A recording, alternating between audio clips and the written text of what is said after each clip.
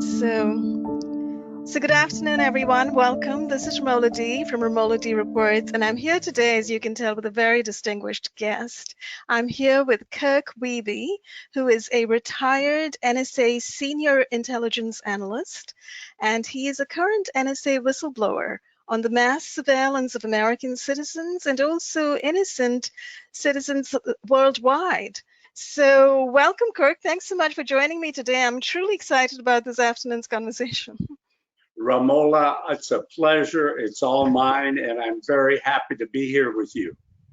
I'm so glad. Thank you so much for, taking me up on my offer to do an interview. And certainly it's been a long time since anyone has heard from you on this subject.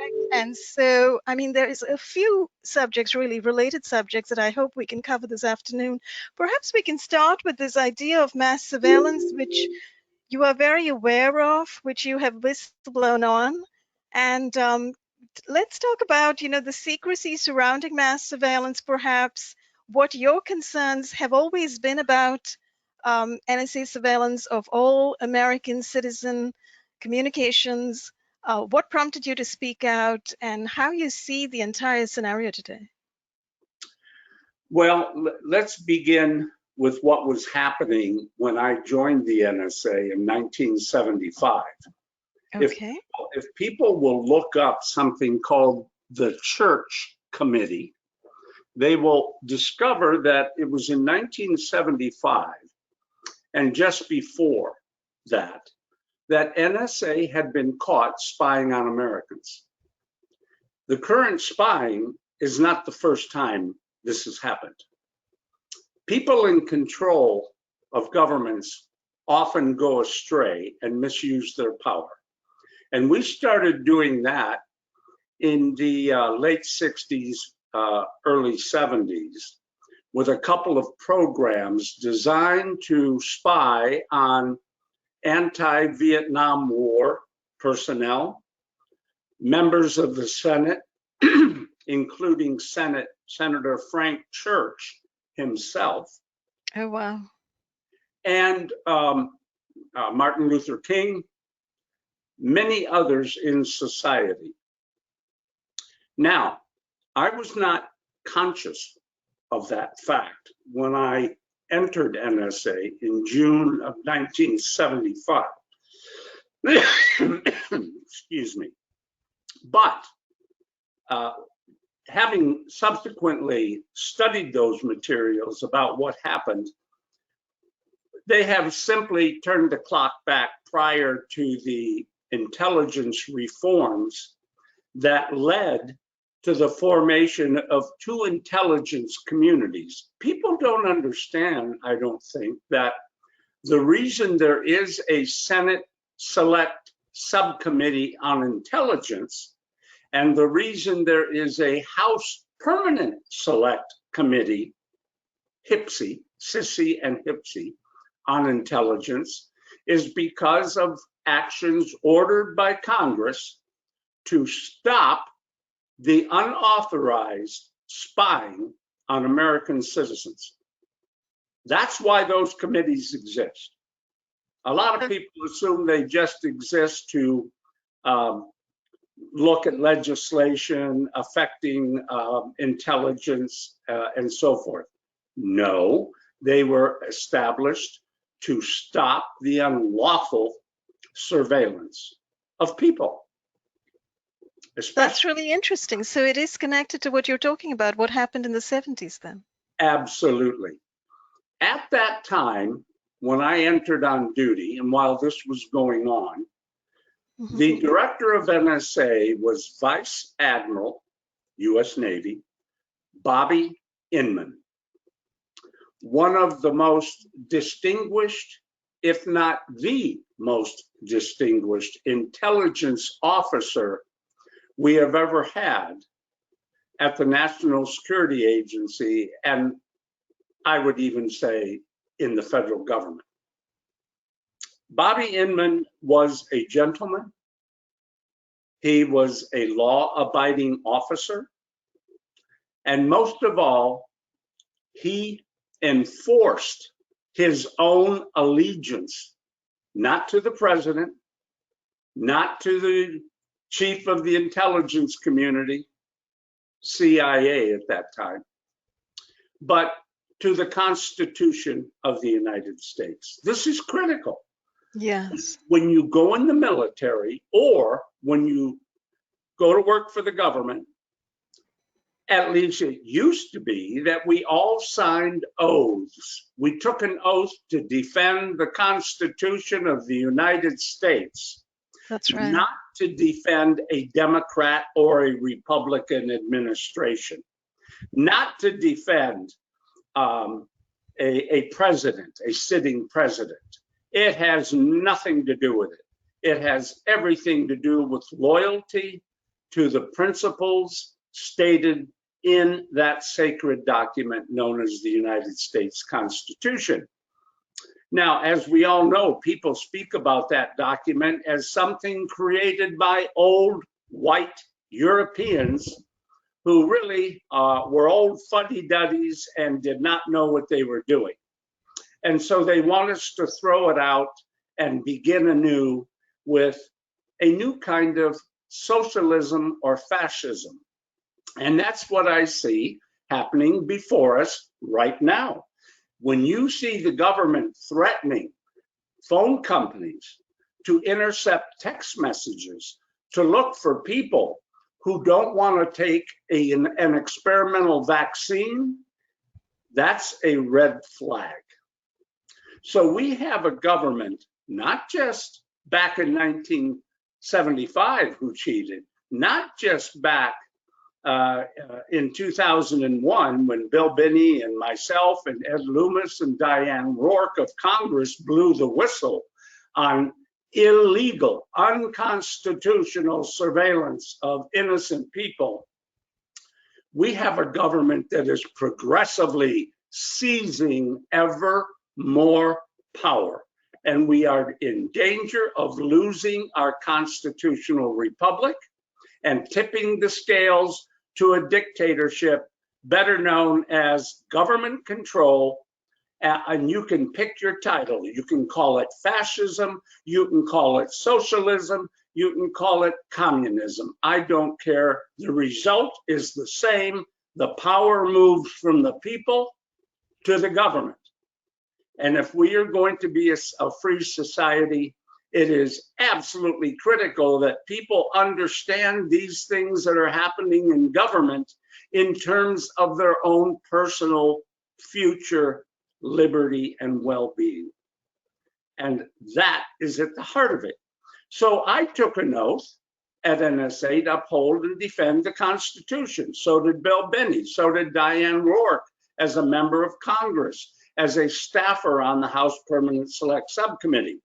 So in 2001, right after 9/11, when we found out at NSA that the contractor we had hired to keep an intelligence capability called Thin Thread and a tool that supported analytics to keep that running against foreign potential enemies, he came to us and said, Bill, Kirk, you won't believe it.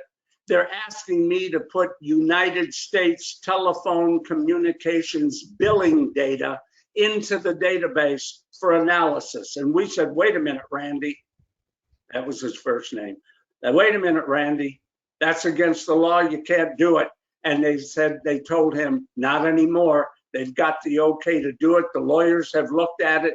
These are exigent circumstances, which meaning not normal because we're under threat from Al-Qaeda and these other terrorists. Therefore, it is permissible to go ahead and look at these communications. And we said, why are you looking at Americans? They're not bombing us. It's Al-Qaeda. It's terrorists. Why do you need to look at Americans? And they really couldn't answer that question. But the orders were coming, I'm sorry, the orders were coming from somebody inside NSA. Oh, yeah, absolutely. In fact, they came from the White House on down to do this, and the Attorney General Gonzalez at the time. So that's where it all filtered down. And in fact, that's one of the things that I was going to kind of lead to, Kirk, because you mentioned the government has changed. The government has become very socialist and it's become very repressive. When you say the government, what exactly are we talking about? Are we talking about the guys in the administration, or are we talking about, the NSA, the CIA, the FBI? Because I was looking at some of the information on PRISM, for instance, the PRISM program of collecting communications. And supposedly NSA was given carte blanche after 2001, around the time of the Patriot Act, etc., to collect everybody's communications, all American communications, and then run whatever filters they wished on them, and then supply this information as they pleased to the CIA and FBI. Exactly. Exactly. They've kept this under wraps for many years, and they don't want it out. The matter has never been in front of a judge in a court. All the cases are normally tossed out, although there are one or two still in the courts and still viable. One in the Third Circuit that has real potential to develop some evidence and get testimony on the floor of the court and to get a real proceeding. So we're very hopeful for that. But in the meantime, you are right. These permissions, when you say who, right, it really isn't one agency. Something of this magnitude has to involve the White House, members of Congress, and of course, the agencies themselves. And the agencies are part of the executive branch. So it's important to remember that their boss is the sitting president, whoever that may be. In fact, the sitting president is not only the commander-in-chief of the military, of which NSA is a component, and DIA is a component, right? But he is also the chief classification officer of the United States government. He decides what is classified information and what is not. And the executive order covering classification is on the White House website. Anybody can go there and look at it. And one of the things in that executive order that is prohibited is covering up a crime using classification. Oh, yes. Yeah, it's against the law. And yet it's been done repeatedly, frequently, and often to keep the truth from the American people. So in other words, classification has been freely used right from the time period of your joining the NSA that you know of, right to the present day, as a means to cover and conceal programs, projects, experimentations on American citizens and others that several agencies want to keep hidden. And going back to Admiral Inman, the reason I raised his name back in the 70s is because it was he who worked with Congress to develop the criteria under which NSA could or could not spy on Americans.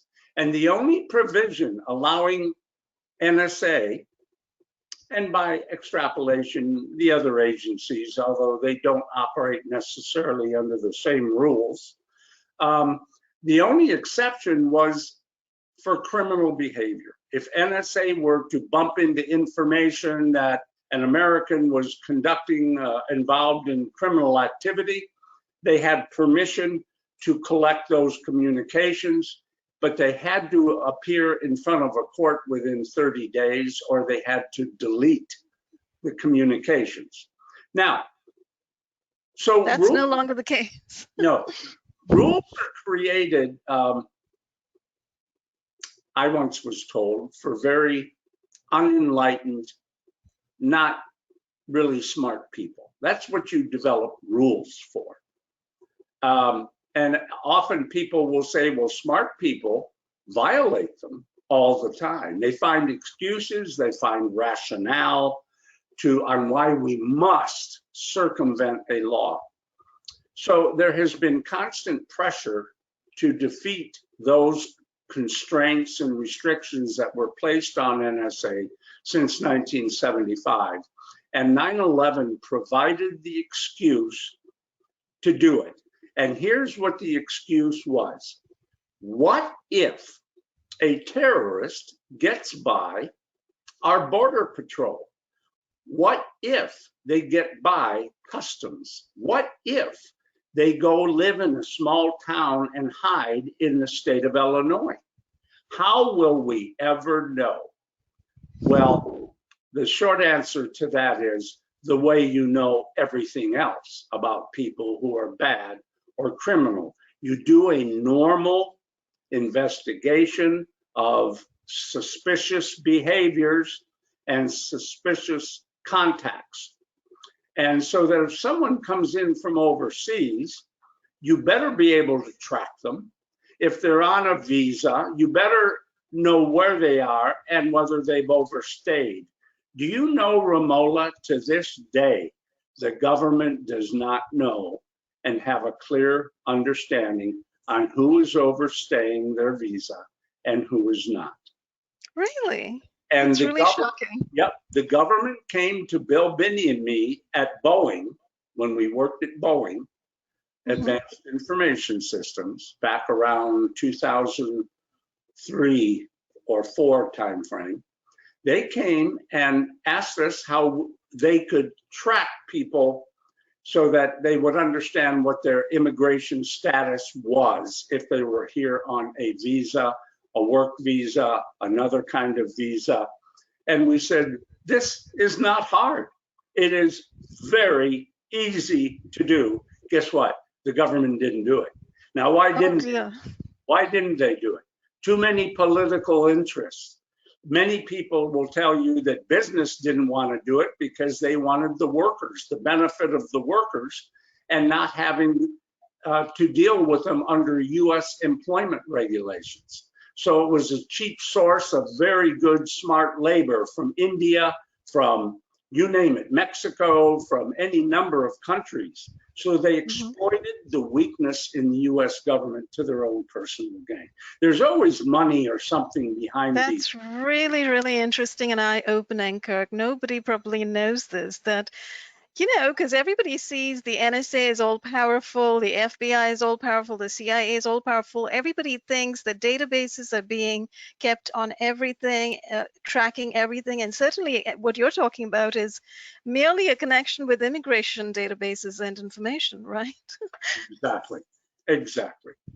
And, you know, if you have reporting requirements where immigrants or visitors must check in periodically once a month or whatever, that helps it, that makes it easier. If they don't comply, then you have a suspicious character trying to hide their whereabouts, and that would be cause for an investigation.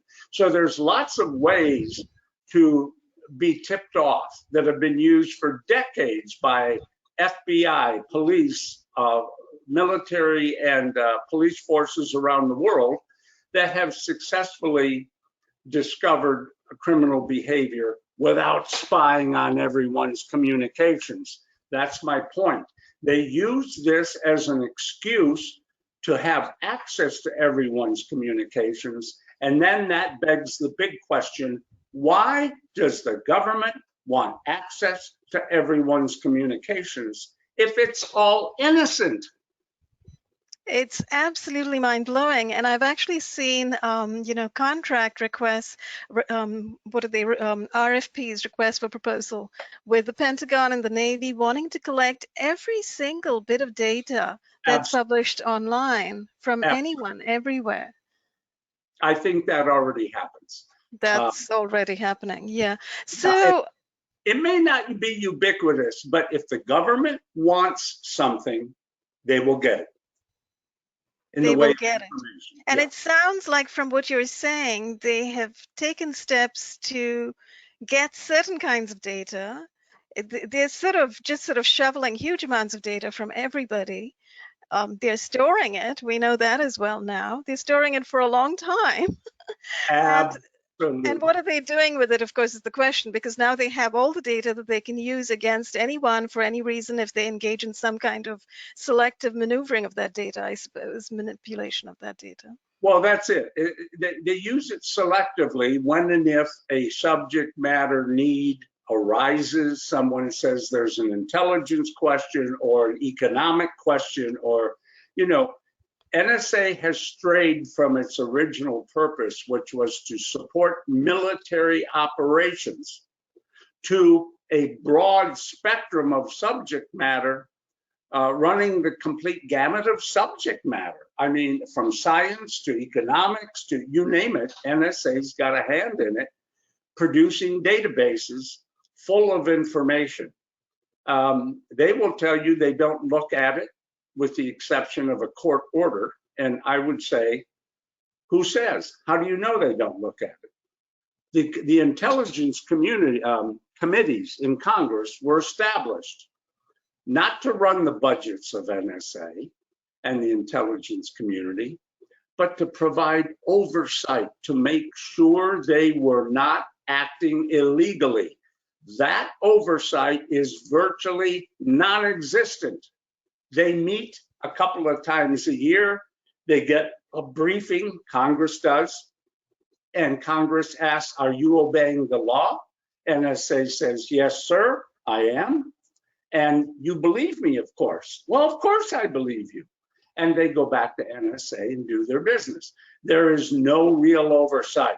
If Congress wanted real oversight, Ramola and your audience, they would establish a tech team with access to the NSA TCP/IP networks.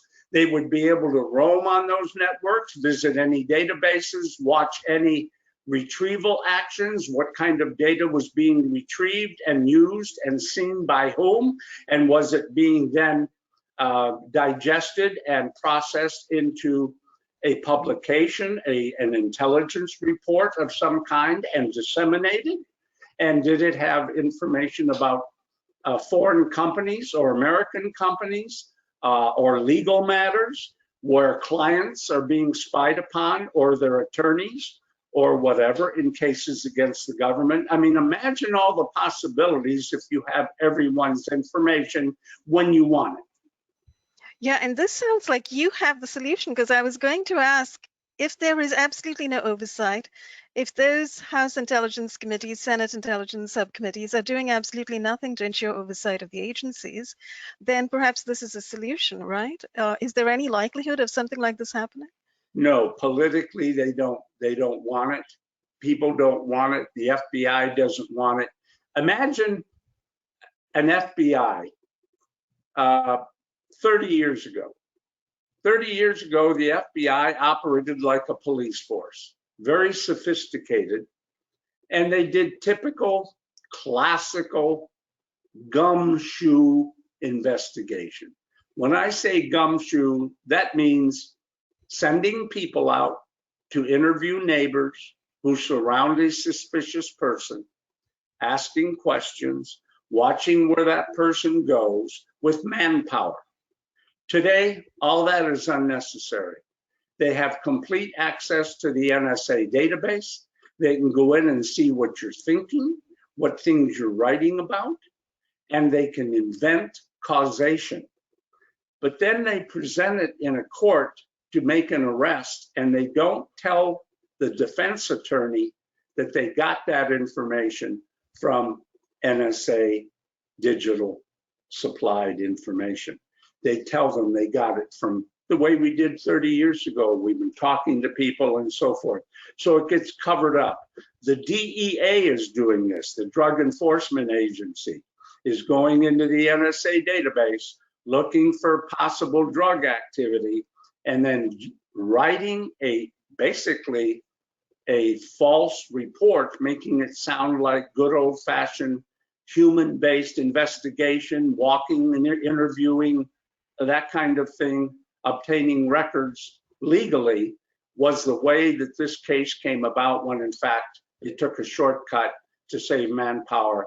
So this is the abuse that can happen with a large repository of information about the population. History teaches us, Ramola, the only governments that ever want all the information about people are those governments that want to control people. That's right, we're now within the U.S. government sphere. We're looking at multiple agencies which have massive powers and who are able to engage in activities which they can very easily conceal under classification. And I'm glad you brought the FBI up because, you know, after 9/11, the FBI has become very prominent. If you look at some of the ACLU reports, for instance, trapped in a black box, growing terrorism watch listing in everyday policing, they have started calling people known or suspected terrorists, possible violent extremists, domestic extremists, etc. And they've been building databases which are, at this point, I think the figure in that particular report from 2016 is that there were 272,000, over 272,000 people listed as known or suspected terrorists in, I think, 2008. And the ACLU thinks that the number has vastly increased by now. It's probably in the millions if this is what they're continuing to do. So that begs the question, who are they calling a terrorist? How are they going about it? Why is so many hundreds and thousands of people in these terrorist databases? It's for this reason. They're in power and they get to decide. You know, when Bill Binney and I and Ed Loomis and Diane Rourke were spreading the word about this mass surveillance, people would say, why should I worry? I'm not doing anything wrong. Right. What people did not understand, they don't get to decide what wrong is. Somebody else does. Right. And your belief in religion is not in good standing with their idea about religion, you are doing something wrong. If their idea of how to run a government in a more democratic way, maybe a constitutional republic, does not agree with their socialist view, then you are a problem. You are maybe even becoming a terrorist. That's right, exactly. People who are very overly concerned with the Constitution, I believe, is one of the numbers on their list, the FBI watch list, right? If you're overly concerned about the Constitution, if you're an activist of any kind, exactly, you're interested in human rights, animal rights, too much concern about the environment, you're on the list. Exactly right. And that's the danger and the threat. And it's not funny. It is deadly serious. We have seen this kind of power misused by what kind of regimes? Pol Pot? How about Nazis? How about communists? How about Mao Zedong? Look at the millions who have died with this kind of mentality of control, have killed so many. And as you know, Kirk, because both of us are very familiar with the concept of targeting with EMF weaponry, radio frequency weaponry, neuroweaponry, etc., that many, many people around the country and around the world are reporting today. We're also looking at, well, I think we're looking at covered research, which I think whistleblowers like Gerald Sosby, FBI whistleblower, has spoken about. You know, the FBI will pretty much turn you over to the CIA or the DOD, who's running black operations, covered military research that nobody knows about except very select groups, I guess, in the military. And the intelligence agencies, particularly the CIA with MKUltra, etc. And, you know, Robert Duncan has also whistleblown a great deal on how those programs are continuing. So people who get put on these terrorist watch lists inevitably are being trafficked into these other darker, deeper, you know, human experimentation operations. And that brings us to the issue of what people are reporting today. People are reporting being assaulted extremely, being tortured on a 24/7 basis. And in a sense, the situation appears to have come to precisely what you're talking about.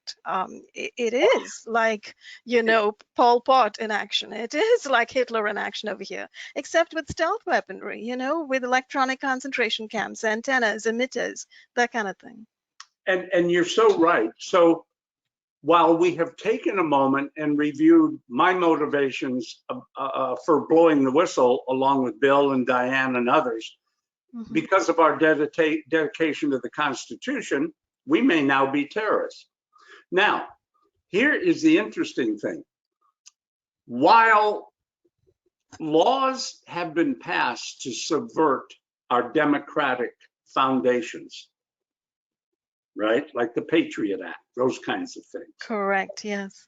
They hide behind it as a Patriot Act. It's not patriotic, it's subversive to the rights of under the Constitution. But here's the other thing that's happened in our global society, to differing degrees depending on what country and what culture and the influence of religion has had. And that is this.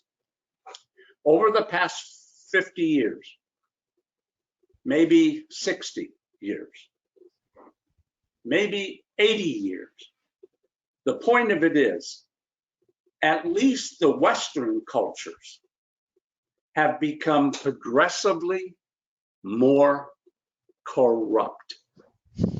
What do I mean by that? I'm trying to draw a distinction between purely political orientation versus purely human behavioral orientation. They are connected, no doubt. There is a nexus. You can't split them entirely.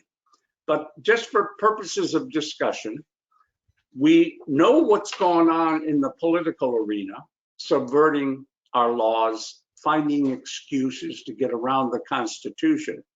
What a lot of people have not been talking about or even reporting about is the explosion in corruption and the willingness of people to act corruptly. Now, this doubles, magnifies by an order of magnitude the licenses obtained politically, because if you're already corrupt, you don't care about laws. They're not important. You do whatever you think you need to do for whatever reason you legitimize in your own mind. And so if people are no longer constrained by their religion, no longer constrained by common threads of decency, basic principles of human behavior, of respect, and you don't steal from another. And if you're hungry, you ask for help. If you don't learn these things, imagine the poison that's created when you mix corruption with bad politicians who are willing to pass laws that are really a license to do the opposite. You have a tremendous problem, I guess is what I'm trying to say. Yes, it is. And you can pass laws, but if the people are not principled, no one will pay attention to the laws. And the people who are not principled, in the ones in high places, are the ones who end up making these, you know, they're doing it through legislation, they're doing it through memoranda of understanding. For instance, the one between the DOD and the DOJ in 1994 to permit the Department of Justice, which is the FBI, which is local law enforcement, to jointly develop and use non-lethal weapons, which up until that point were classified. So we're talking about, you know, EMF weapons, etc., which are still being kept secret by these departments. They are refusing to be open about it and tell us what weapons they've got in their arsenal. So you've kind of got to dig through a lot of information before you find out what they've got and what they're using. No, you're absolutely right. And I will tell you, the use of directed energy for weaponry as a weapon is nothing new. I mean, everyone knows we're trying to develop laser weapons. Right. We have been experimenting along with Russia, China, and others, the more technologically advanced countries, looking into the use of RF, radio frequency energy, for decades. For decades, isn't it? Ever since radar was discovered way back, about 150 years ago. Absolutely. And all of us who were young men in the military back in the 60s remember on military bases, if you walked by a radar, an operating radar that was turning and radiating. There was a warning sign. Do not enter the beam of this radar, or you may never father a child. Oh, wow. So they knew back then. The military has certainly known They knew that you about could, human bioeffects. yeah, you could at least kill the sperm generating apparatus within the male testicles, but it would also, obviously, if it will do that, it can do damage to other parts of the anatomy. Of So, course, yeah. so the And consequences were well understood. they were well understood. And right now, over the 70s, 80s, 90s, there's enough public domain, military manuals, intelligence manuals, Air Force manuals to tell us that they've been studying and measuring the dosimetry manuals, for instance. They've been measuring the bioeffects. Medical physics has advanced quite a bit. No, you're absolutely right. So on the one hand, for instance, when you look at what's happening with, and this is perhaps a good point to talk about the so-called Havana syndrome, with how that's been portrayed in the mainstream media, with diplomats, with intelligence officials, with State Department officials in various parts of the world, in Cuba, China, etc., being hit by directed energy weapons, classified as neuroweapons, etc. And everybody's saying, oh, we don't know where it's coming from, we don't know how they're being hit. When in actuality, there's enough information, public domain information, that the militaries around the world have been developing two kinds of weapons. One is the counter material, the big, hypersonics, the laser weapons, etc., that could take out a battleship or whatever. And then there are these other bioeffect focused weapons that are to do with tracking radar, with through-wall radar, through-wall millimeter wave weapons, and the active denial weapons to induce great heat. So many others, pulsed energy projectiles, microwave pulse weapons, high-powered microwave weapons, etc. Yeah, they're on all fronts. And look at the medical field alone. The desire to connect, if you will, through signals, the human anatomy with sensors outside the body to do diagnoses and things. And I applaud that work. But the wireless body area networks, pacemakers, and all that, you mean for people who need it, right? Absolutely. So, yeah, and it's progressed beyond that. At this point in time, it's not just people who need it they're looking at. They're looking at nanomedicine and, full body wireless sensor networks, putting nano sensors into people's bodies and brains so they can be read from a distance. I mean, you're right, the medical field, when you just look at that, it's kind of mind-boggling to what level of sophistication they've Well, it is. And now let's add that very valid research into the thing we just talked about, corruption. The medical field is not immune from corruption. Today, if you are in a cartel and you're commanding billions of dollars, you can buy your own research team. You can buy your own lab. You can buy your own internet attack, cyber capability. You don't need governments and state governments to do this anymore. And so these technologies are getting out of control, let's say. And so the sources and the reasons why these attacks are indeed possible, whether they be on human anatomy or to hack bank accounts or make threats, should not be a surprise. We as societies are almost in a stage of falling apart. We are losing control. Don't misunderstand me when I say control. Everyone needs government. Everyone needs a system, overarching structure or system to hold things together. But the missing component is principle. What are our ethics going to be? What are they going to be?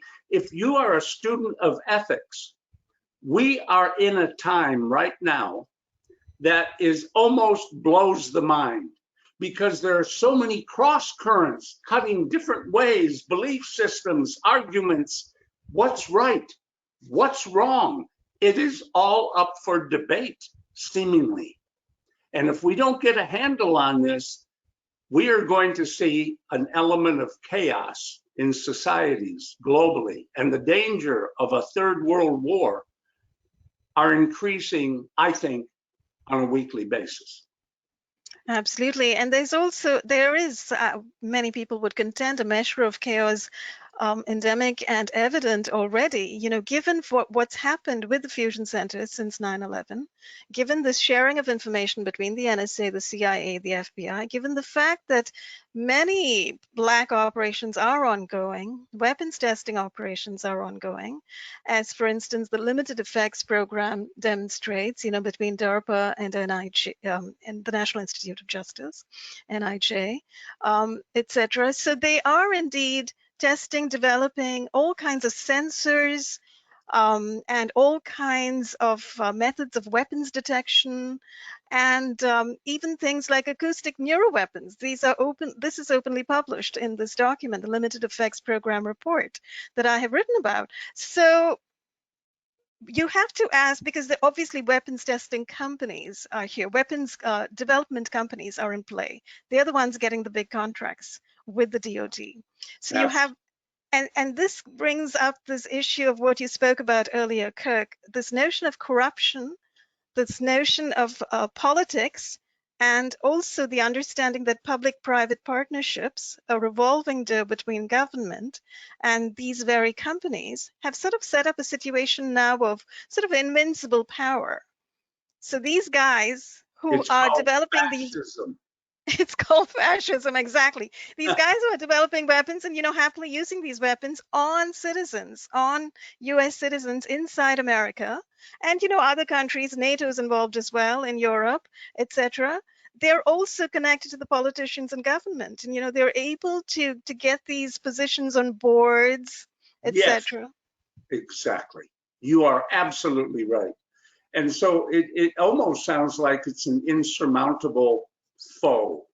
That's right, it does. And that's the unfortunate situation. And this is why I wanted to ask you, what do people like you who have this sort of broad-based understanding across time of how the government operates and how agencies operate, and if there's a possibility to rein some of these agencies, to bring ethics back into the picture, to bring human rights back into the picture, how is that possible to accomplish? Is it possible? Yeah, I think it is possible, but it's going to be hard. And it's going to require that the average person change the way they behave in their day-to-day life. What I mean is, most people go through life today. Let's just say we've become very spoiled with our style of living, our relative wealth compared to the poor countries of the world. So we've become lazy, lackadaisical, and we want someone else to worry about that problem. No longer can you afford to take that position. Every American that values freedom of speech, essential freedoms, freedom of religion, freedom to gather, need to become a very loud voice. And we must begin to demonstrate instead of sitting home. I don't care if it's a plan that we all go outside and blow our automobile horns at exactly the same moment in time across 50 states. I don't care if it means we go to the Washington Beltway and we block all 6 or 8 lanes with cars going 40 miles an hour, so that by the time you go one loop around the Washington Beltway, the backup will be 36 miles long. We must demonstrate the power of the citizen. I'm not advocating buying a gun and shooting anybody. I am talking about the kind of protesting, the kind of demonstration that happened all the time in our history. People don't understand. We had groups of people screaming and yelling at politicians all the time. We had fistfights on the floor of the United States Senate. Now what do we have? We have everyone acting kumbaya. We're all getting along. We love each other. My friend, my colleague on the other side. We've lost the spirit of the battle of ideas. We don't have to come to fistfights, but we must demonstrate and demand behavior that's different than we're seeing.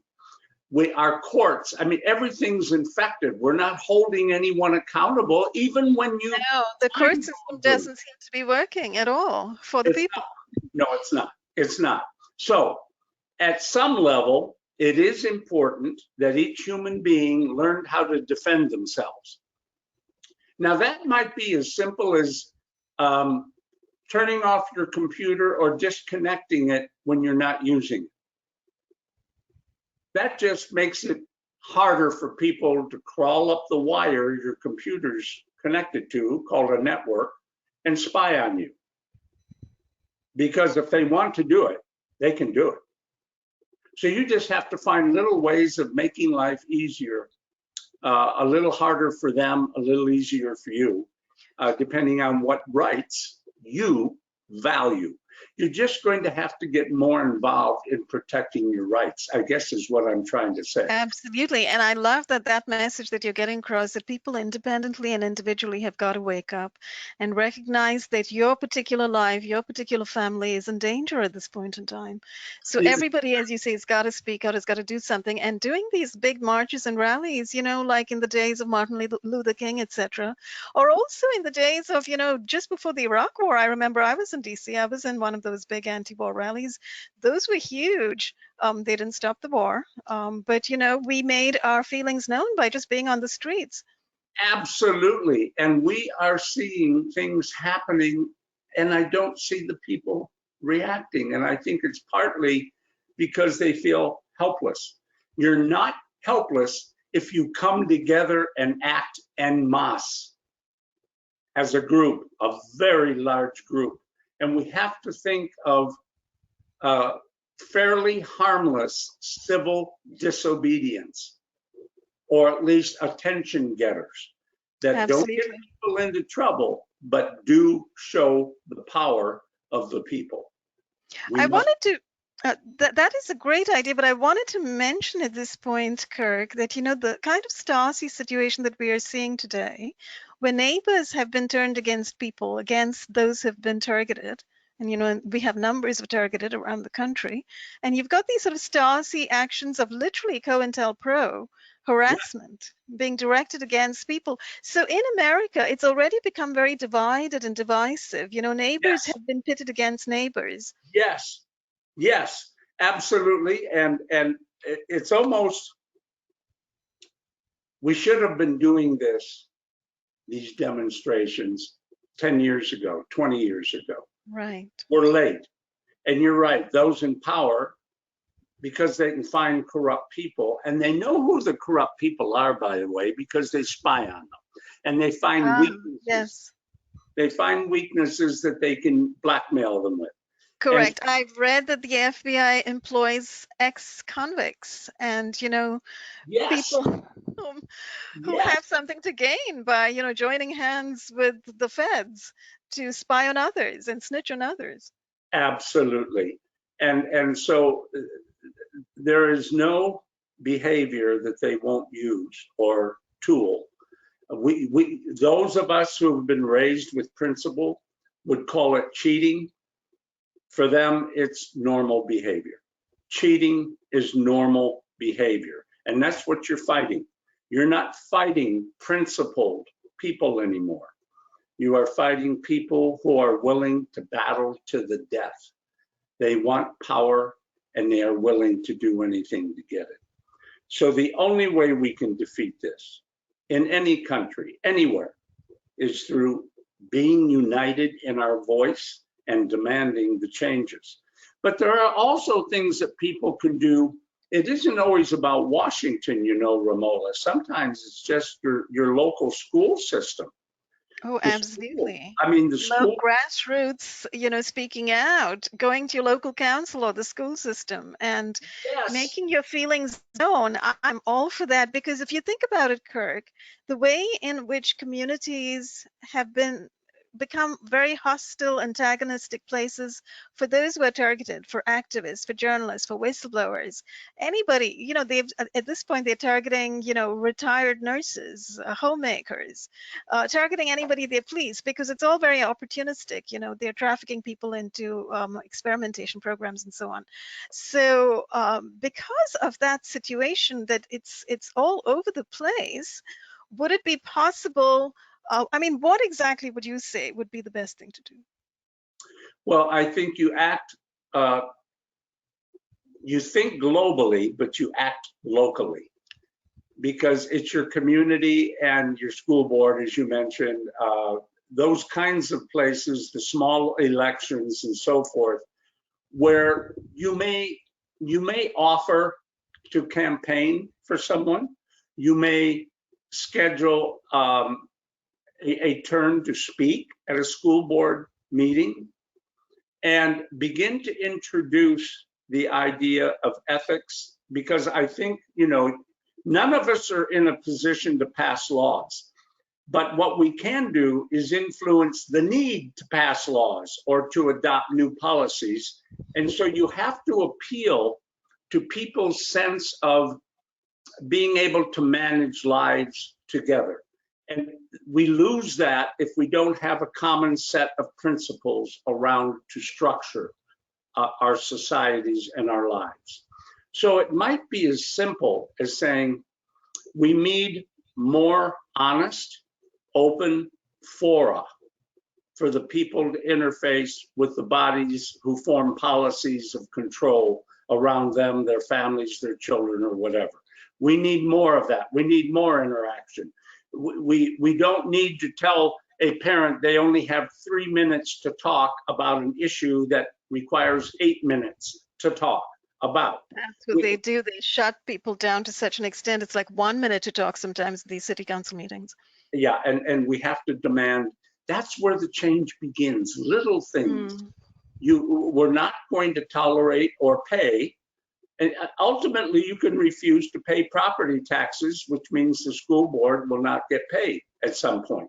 There is leverage. We just have to start small and demand reasonable steps be taken to give us a common set of principles. So I would work towards a set of agreed ethics that school boards, that town councils adopt, and I would push that first. It's kind of like legislating.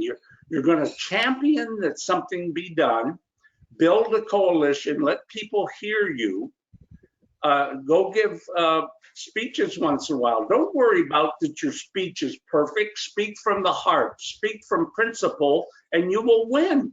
People aren't demanding perfect speech from anyone.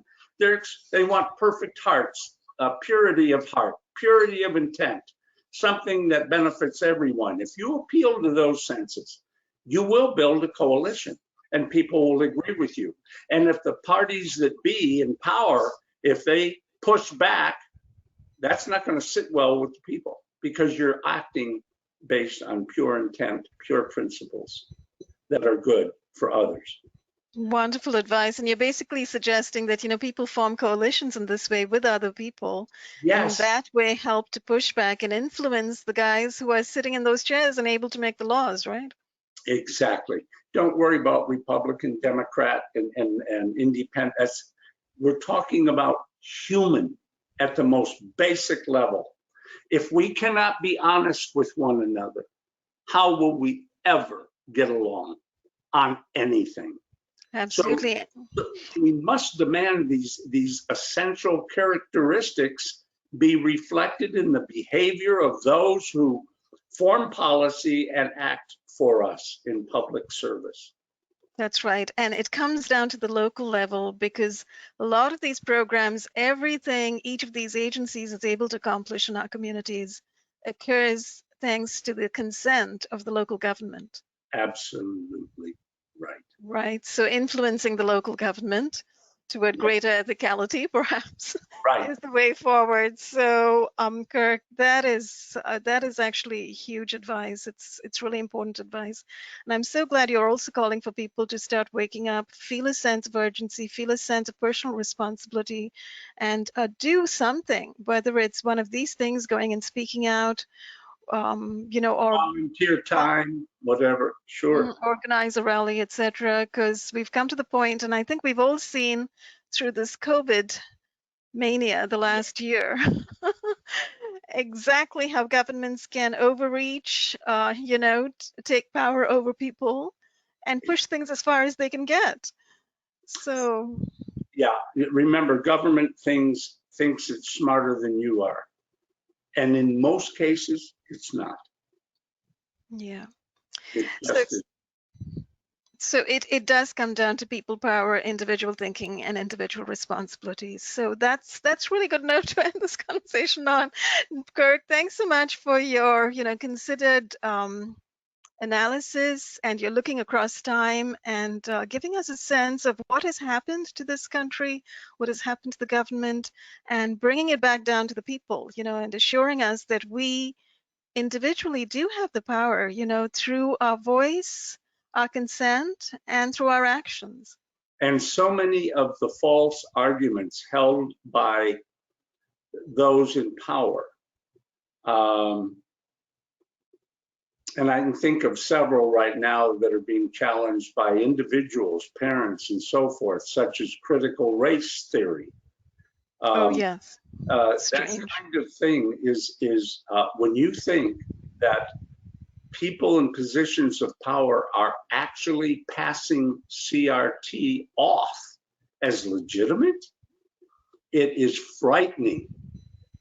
And it's easy to take it on and win because CRT is racist. And you have to Absolutely. point that out. There is no legitimate reason to ever judge any human being by their external features. What you should be seeing is not something mystifying and threatening. You should be seeing beauty and humanity and respecting a person's character, at least giving them a chance to show their Absolutely. character. And So never hold a person, accountable or culpable for the crimes of their ancestors. exactly. It doesn't make any sense whatsoever to, many people. And it's very wrong. And, connected with that is all of this notion of white supremacism, that ideology of supremacism, sort of, laying it at the door of anybody just by reason of their being white, of having ancestry in the Anglo-American, world. So it's kind of mind-blowing, really. At a very young age, I took an interest in foreign cultures by virtue of my interest in a hobby called amateur radio. So when I was 11 years old, I became a licensed amateur radio operator, and I began talking to people in other countries all over the world. And it helped me to learn geography better than most Americans because I had a reason. I wanted to know where this person lived. I wanted to know, and I would ask them questions, and it would help me learn languages and things. So I was very outward looking, not inward looking in terms of the US. And it was a wonderful, enlightening, positive, and is to this day. I'm still doing that amateur radio 65 years later. I still, Fabulous. oh yeah, I still do it. And it's wonderful just to be able to talk with people. It's the means to connect. And I never see their skin color. It makes no difference. None. It's amazing. So please, people, anyone that tells you to judge people on color, they are coming from a place you do not want to be. Absolutely.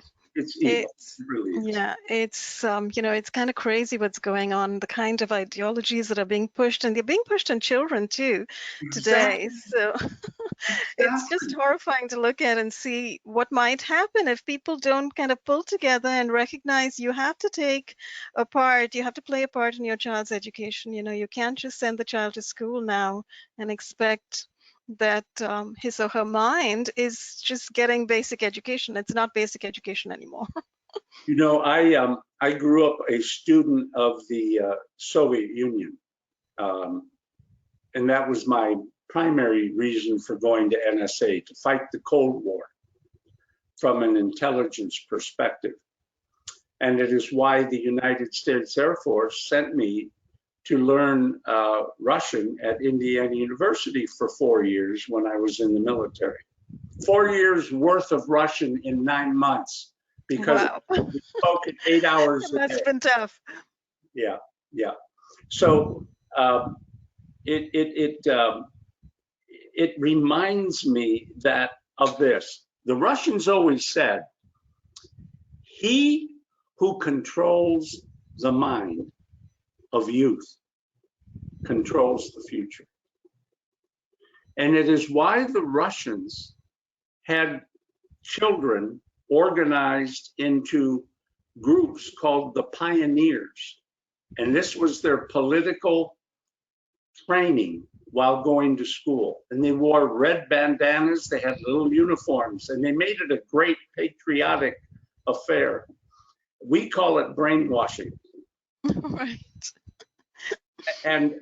But the Russians understood that. And those of us who were very dedicated to the Constitution were not very interested in controlling the education system. And so it has fallen into the hands of people who are essentially socialists, Marxists. And Yeah. we have let that happen. And that's not something you can fix overnight. So I would urge every parent to take a very active role in their child's education.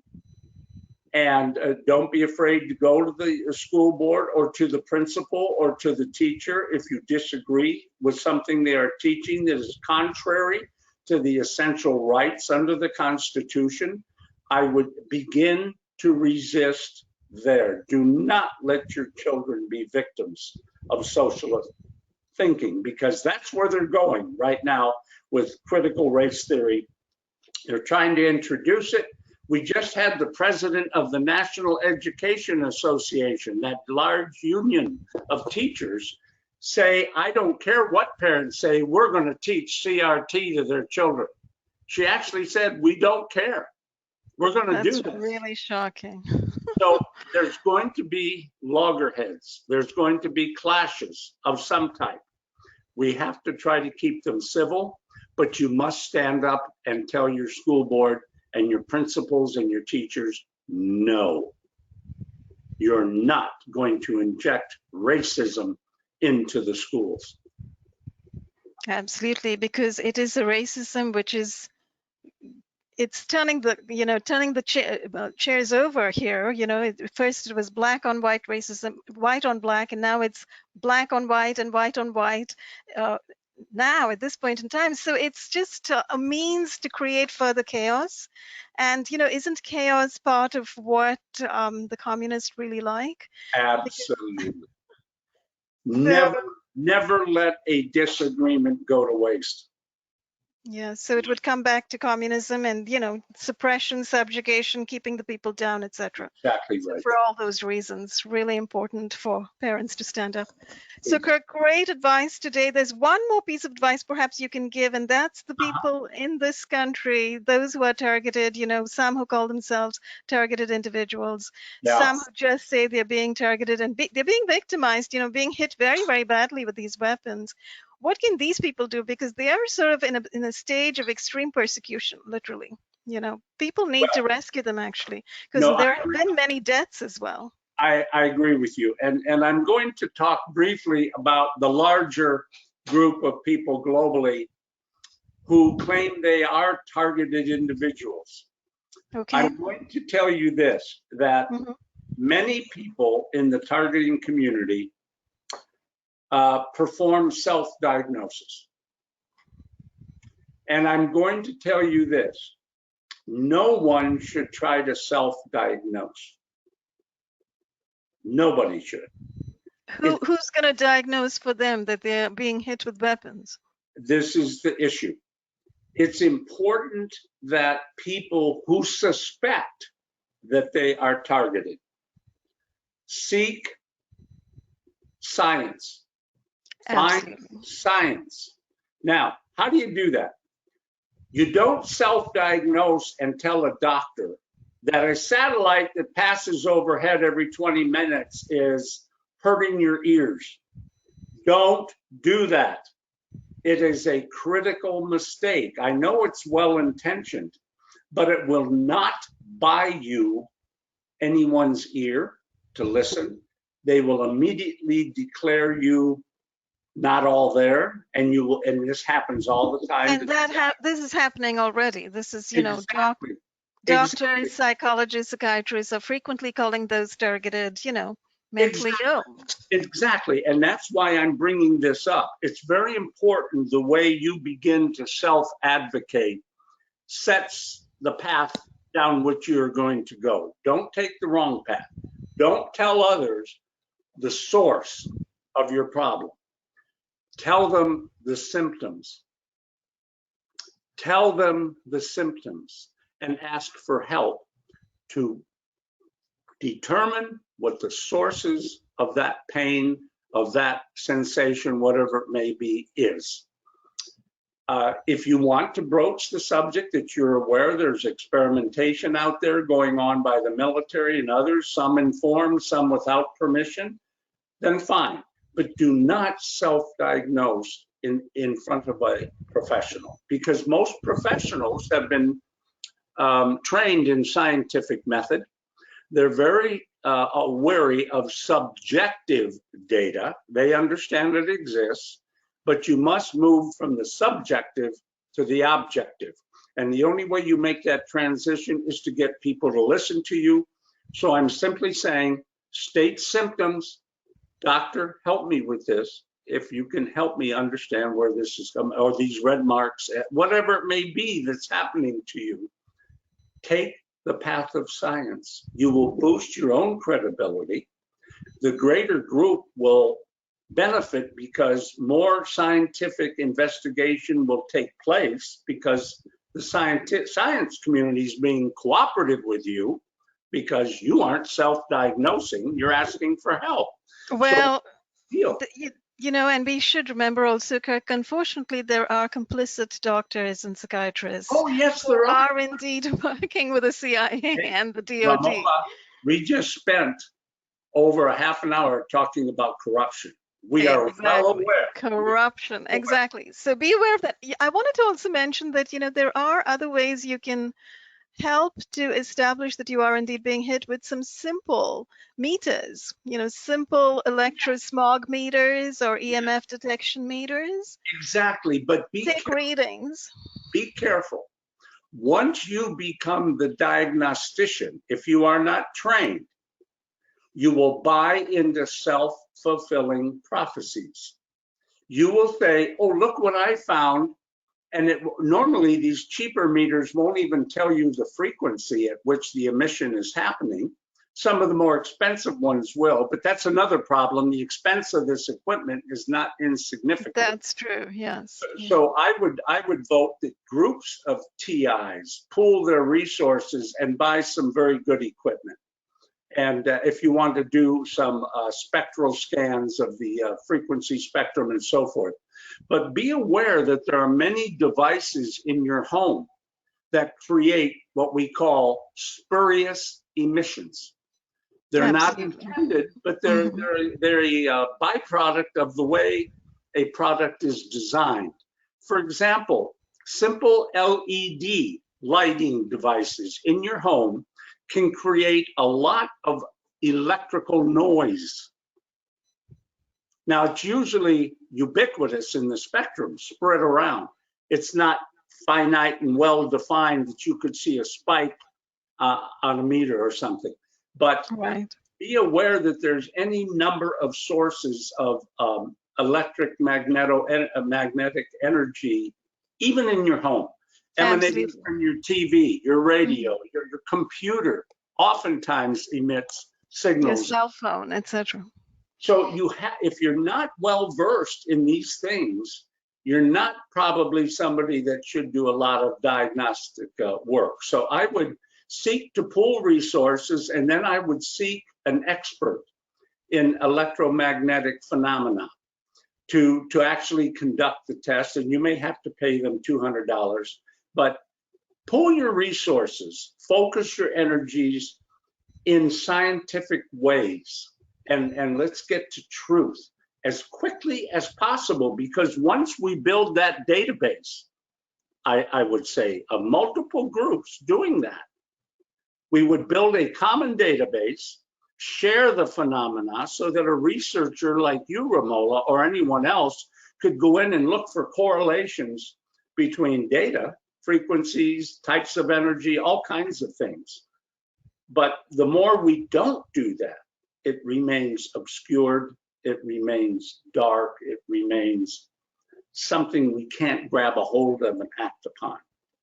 So Yeah, that's my absolutely. recommendation, is organize in a very focused way. Listen to Ramola D, listen to the other people who have formal education in these kinds of activities, and we'll get there a lot faster. Let's put it that way. I hope so. There are, that's great advice for people who actually don't know that they're being targeted and are trying to find out. And as you know, as you mentioned, Kirk, there are indeed many people who put out the kind of grandiose, idiotic information like, a satellite went overhead and it hit me. And they add to the A credibility of those who are actually being targeted. They put in disinformation as well into Yes, this space. yes. And that's So that why is also going on. I beg people to be a little humble, just a little humble, that enough to stay respectful of the body of knowledge of science, and seek those who are familiar with using science in the natural world to explain things. That's all my advice is. Absolutely. And it will be wonderful if people not only can get together to get, spectrum analyzer, frequency spectrum analyzer, because those are expensive, and Yeah, use those. And plus, ultimately, actually hire professionals, radio frequency professionals, engineers, who can do some Faraday detection, who can figure out if people are implanted and so on. And I know there are some people doing it, but far too few. And yes, we do need radiologists, we need RF engineers to step forward and help victims. exactly. So Exactly. perhaps, so perhaps, we can, those of us who are really concerned about this can make some efforts to find such professionals. And Absolutely. I think there's any number of people who would love to delve into this aspect of phenomena to determine just what's going on and to what extent. And right, I mean, it's good scientific research and it needs to be done. There's no absolutely. doubt these weapons exist. Let's find out really who is doing what to whom. Exactly. And totally, we need scientists stepping forward, and we need scientists to do some of this work for us, to help work with us. And so if you know of anybody, do send them my way. And if Oh, yeah. anyone watching, I wish I knew more of these wishes people. to contact me, please do. Yeah. Well, But and it might be that if we meet one and that person is willing to contact classmates that they went to school with years later and say, you may remember me, I'm a group looking into these phenomena that people say are harming them, and I'm looking for someone to join with me. And appeal to people in your peer group. You know, wonderful idea. It might happen. yeah, and it could happen. And a lot of these groups have, as you know, professional societies, and you could That's do true. you could do a talk at a seminar or something and ask for people to join. because there are definitely targeted people. I want people to understand that. I'm not trying to find reasons to get rid of targeted people. I'm looking for reasons to identify the really targeted people that can be tied to a causation, and that we can action and do something about. Absolutely. Yeah. And there'll always be a small percentage that we don't understand quite. I mean, that's the nature of science. We'll just keep studying and keep probing and trying to understand those. But in the meantime, some obvious spikes in the data will show up. And we need to take those low-hanging fruit, action them. And once you win, once you understand fully what's going on and the source of it and prosecute the source of it, my God, your following will double, triple. People will throw money at it because you're succeeding suddenly. And people will see hope like they've never seen it before. So it's very important that we do. Yes, absolutely. And I think one route into that is the fact that many people are reporting being non-consensually implanted. Exactly. So that's something that actually can be done. You know, any radio imaging facility, MRI facility, should be able to detect that. Absolutely. So there are ways forward, I guess. There are. And on that note, but we do need people to step forward and assist. You know, so Agreed. scientists, we need absolute scientists in different fields to step forward. Absolutely. So Kirk, thank you so much. It's been an absolute pleasure speaking with you this afternoon. Thank you for going across the gamut of both the truth of what's happening in the country today and what people can do about it. You know, so. Well, Ramola, it's been a pleasure, and I hope it's been worthwhile for some folks. And I look forward to focusing more, perhaps on a couple of issues with you again. Absolutely. Absolutely. I do look forward to continued conversations with you, Kirk. And anytime you feel that there is an urgency to speak to the people about issues regarding government, security, surveillance, please do contact me and we'll do another conversation. Outstanding. Looking forward to it. Wonderful. Thanks so much, Kirk, again. Thanks, everyone, for watching, and we'll see you again very soon. Thank you. Bye for now. Bye.